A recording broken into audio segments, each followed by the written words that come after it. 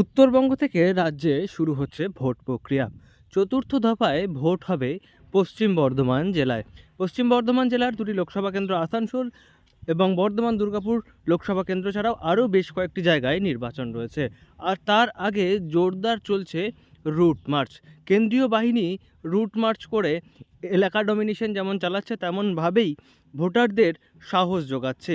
আর ভোটারদের সাহস যোগাতে এদিন রাস্তায় নামতে দেখা গেল জেলা শাসক এবং কমিশনারকে। কেন্দ্রীয় বাহিনীর রুট মার্চের সঙ্গে ঘুরেছেন জেলা শাসক এবং কমিশনার। সি আমাদের আপনারা জানেন ইলেকশন প্রক্রিয়াটা স্টার্ট হয়ে গেছে। আমাদের চতুর্থ দফায় মে 13 তারিখ আমাদের ভোট আছে। ঠিক আছে, একটা ইলেকশন প্রসেসের মধ্যে একটা অংশ আছে যেটা ভালনারেবল পকেটস এবং হ্যামলেটস, এটাকে আইডেন্টিফাই করি based on past election history আর যে কোনো কমপ্লেন। এটা ধরে আমরা ভালনারেবল পকেটসগুলো আইডেন্টিফাই করি, ভালনারেবল বুথগুলো আইডেন্টিফাই করি।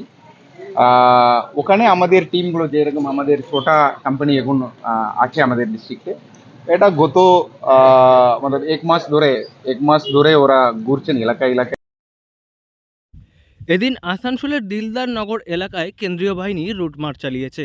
সেই রুট মার্চের সঙ্গেই ছিলেন জেলাশাসক এস পন্নাবালাম এবং আসানসোল দুর্গাপুর পুলিশ কমিশনারেটের কমিশনার। এবং এই বিষয়ে জেলাশাসক এস পন্নাবালাম জানিয়েছেন যে সাধারণ মানুষের সাহস বাড়ানোর জন্য এই রুট মার্চ যেমন হচ্ছে, সাধারণ মানুষকে আবেদন করা হয়েছে কোনো রকম নির্বাচন নিয়ে অভাব অভিযোগ এলে তা জানাতে। কেন্দ্রীয় বাহিনীর জওয়ান ছাড়াও যে সমস্ত নির্বাচনী কন্ট্রোল রুম রয়েছে সেখানে জানানোর আবেদন জানানো হয়েছে। এবং তিনি জানিয়েছেন যে যে সমস্ত স্পর্শকাতর বুথগুলি রয়েছে বা সেই সমস্ত এলাকাগুলিতে এই ডমিনেশন চালানো হচ্ছে এবং তার সঙ্গে ভোটারদের সাহস জোগানো হচ্ছে। এইরকম এরিয়াতে লোকদের সঙ্গে কথা বলছেন। তো আমাদের আধিকারিকরাও ঘুরছেন, এসডিও, এআরও, এরাও ঘুরছেন। আজকে মাননীয় সিপি স্যারও এসছেন, আমিও এসেছি এদের সঙ্গে একবার এলাকায় ঘুরতে। এই এক্সারসাইজটা এই এক্সারসাইজটা আরো কন্টিনিউ হবে ইলেকশন পর্যন্ত কন্টিনিউ হবে। আরো ভালনারেবল পকেট আমরা আইডেন্টিফাই করব। এরকম যেটা confidence building Messrs, CBM Messrs গুলো কন্টিনিউ হবে।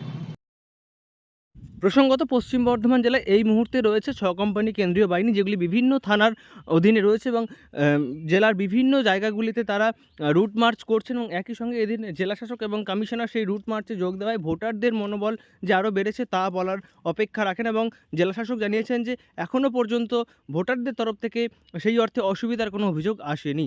আসানসোল থেকে নয়ন ঘোষের রিপোর্ট, লোকাল 18 বাংলা।